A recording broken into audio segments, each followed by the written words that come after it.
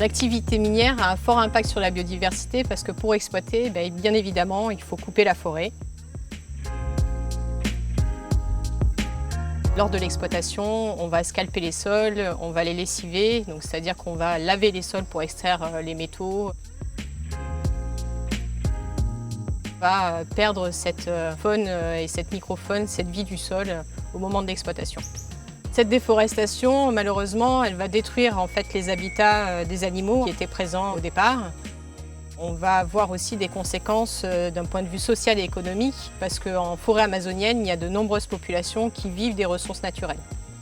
Bien qu'il existe des substituts, comme par exemple le diamant synthétique ou encore l'or recyclé, la plupart des métaux précieux et des pierres précieuses sont issus de l'exploitation minière. À partir de cette plantation, on va recréer un cycle forestier naturel.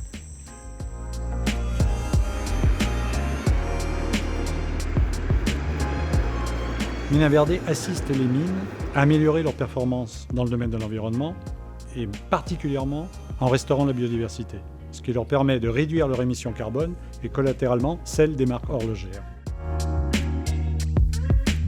L'or extrait peut être certifié RJC ou LMBA. Cependant, aujourd'hui, dans le monde, il n'y a que 3 mines d'or certifiées, mais ces mines sont de type artisanal.